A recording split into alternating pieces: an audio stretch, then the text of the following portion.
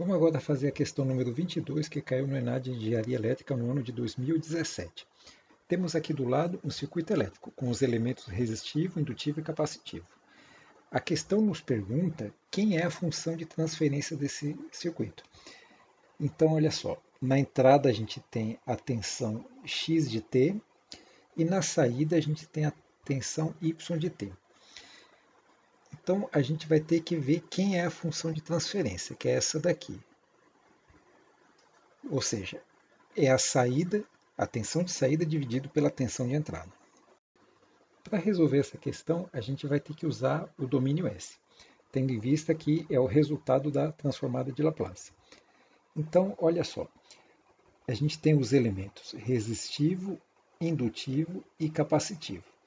Aí o que a gente precisa é o valor da impedância deles no domínio S. Então, para o resistor, o valor dessa impedância vai ser o próprio valor de R. No caso do indutor, essa impedância vai ser L vezes S. Já para o capacitor, vai ser o valor da capacitância dividido por S. Sendo assim, os elementos que a gente está vendo nesse circuito vão ter que ser substituídos por essa representação. Então vamos ver agora como é que ficam as impedâncias desse circuito no domínio S. Então vamos começar com esse resistor de 1 ohm aqui. Tá? A gente viu por essa tabela que é o próprio valor de R. Então essa impedância no domínio S vai ser 1. Vamos ver esse capacitor de 1 farad. A gente viu que o capacitor do domínio S, né, a impedância capacitiva no domínio S é C sobre S. Como a gente só tem 1 farad, então isso aqui vai ser 1 sobre S. Esse indutor de 1 Henry, então, o que acontece? É L vezes S. Como o nosso L está valendo 1, que é 1 Henry, então isso daqui vai ser apenas S. E esse resistor de 2 ohms, né, ele é o valor do próprio R, então ele vai valer 2. Tá? Então vamos refazer esse circuito com essa representação no domínio S. Está aqui então o nosso circuito redesenhado agora no domínio S. Então temos todas as impedâncias no domínio S, temos aqui a tensão de entrada XS e a tensão de saída Y de S. A estratégia agora é reduzir esse circuito para a gente poder extrair a função de transferência. Então, olhando para o circuito agora, a primeira coisa que a gente pode simplificar seria esse trecho aqui. Ó. Por quê? Porque a gente tem uma fonte em série com uma impedância. Então, isso aí é uma fonte de tensão. Né? A gente tem uma fonte em série com a impedância, então a gente pode transformar por uma fonte de corrente. Então, a fonte de corrente, o que vai acontecer? A gente vai pegar esse valor de tensão, dividir pelo valor de impedância, temos a fonte de corrente. E essa impedância de 1 ohm, que está em série com a fonte de tensão, ela vai estar em paralelo com a fonte de corrente. Então, redesenhando o circuito, a gente tem esse seguinte diagrama. A fonte de corrente vai ser a tensão XS dividido pela impedância de 1. Então, por isso que o valor da fonte de corrente é X de S dividido por 1. Essa impedância de 1 é essa mesma que estava em série, mas na fonte de corrente está em paralelo. Agora a gente pode fazer essa outra simplificação no circuito aqui. Temos essas duas impedâncias aqui que estão em paralelo, podem virar uma só. Então a gente sabe que duas impedâncias em paralelo, a impedância equivalente é o produto pela soma. Então a gente tem aqui, né?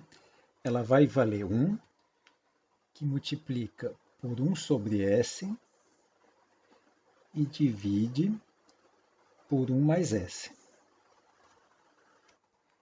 Desenvolvendo algebricamente, isso daí vai resultar em que? Vai ser 1 dividido por S mais 1. Tá? Não vamos fazer todo o desenvolvimento para o vídeo não ficar extenso.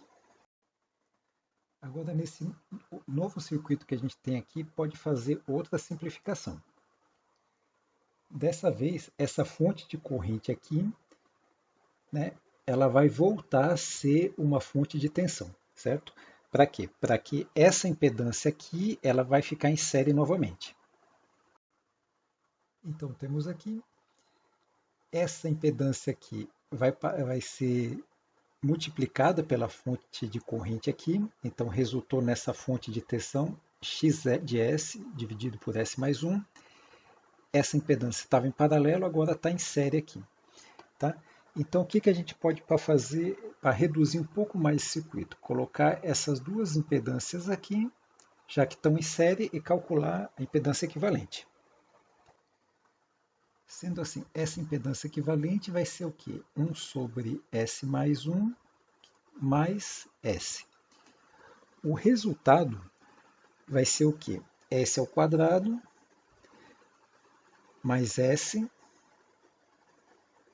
mais 1. Tá?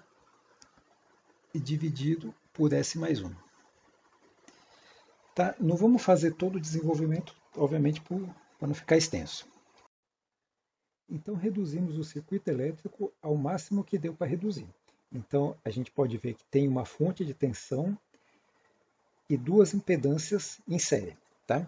Então, a tensão Y de S, que é a saída, ela está apenas na impedância de valor 2. Tá? Então, a gente pode aplicar agora o circuito divisor de tensão para extrair quem é essa tensão Y de S. Lembrando que o circuito divisor de tensão tem a vantagem de você pegar a tensão numa impedância, certo, de um circuito em série, sem a necessidade de calcular a corrente. Sendo assim, a nossa tensão de saída Y de S vai ser quem? Vai ser a tensão da fonte, que nesse caso é XS, dividido por S mais 1,